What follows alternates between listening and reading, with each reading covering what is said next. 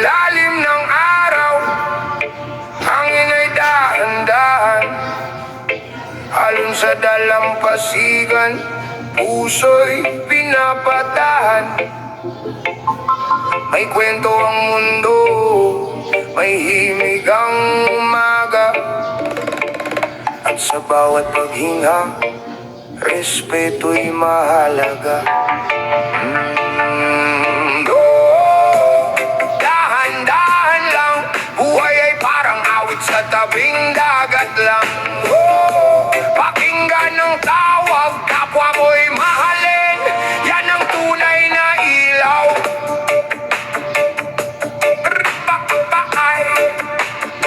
Sa kanto ng barangay, may batang naglalaro, may tinderang nakangiti kahit pagod na totoo.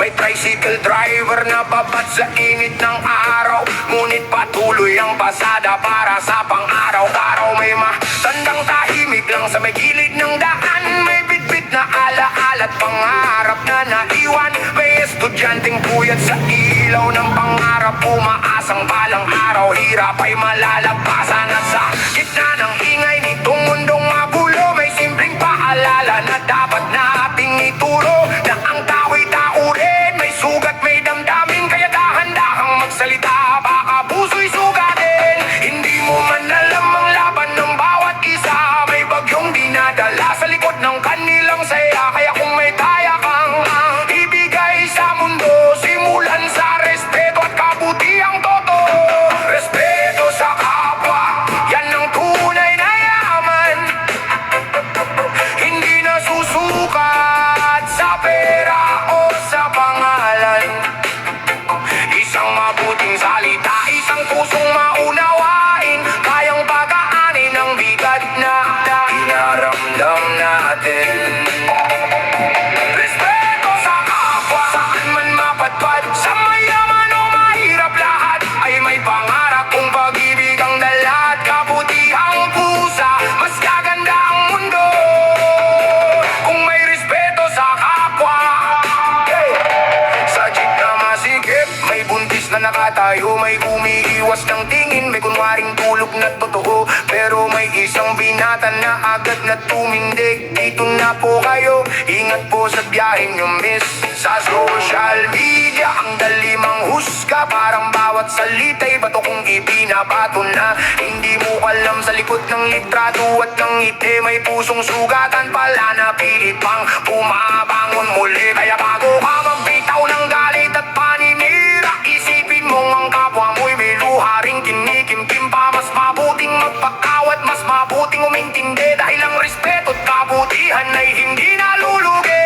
Hindi mo man hawak ang takbo ng tadhana, may hawak ka pa rin sa paraan ng pakikitungo sa kapwa. At kung gusto mong may magbago sa paligid mo, maging mabuting halimbawa, simulan mo sa puso.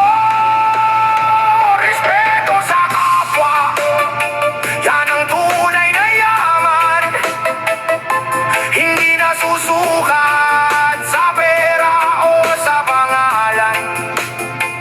Isang mabuting salita, isang pusong maunawain, kayang pagaanin ang bigat na dinaramdam natin. Respeto sa kapwa, saan man mapadpad, sa mayaman o mahirap, lahat ay may pangarap. Kung pag-ibig ang dala at kabutihang pusa, mas gaganda ang mundo kung may respeto sa kapwa. Kung ang dagat ay marunong makinig sa hangin, at ang buwan ay marunong yumakap sa dilim, tayo rin sana'y matutong umalalay sa bawat kapatid nating pagod ng mabuhay. Walang maliit na gawa kung mula sa kabutihan, walang simpleng ngiti kung puno ng pagmamahal. Ang salamat, pasensya, ingat ka palagi ay gamot sa pusong matagal lang nagdurusa lagi. At kung may hindi ka pareho ng iyong paninaw, pagagad magtayo ng pader sa gitna ng ilaw. Makinig kumunawa, wag pa irali ng yabang, dahil ang respeto tulay sa pusong nagkakalayo lamang. Respeto sa kapwa, yan ang tunay na yaman, mas matibay pa sa ginto, mas dalisay sa pangalan, kapag puso ang ginamit sa bawat pakikitungo.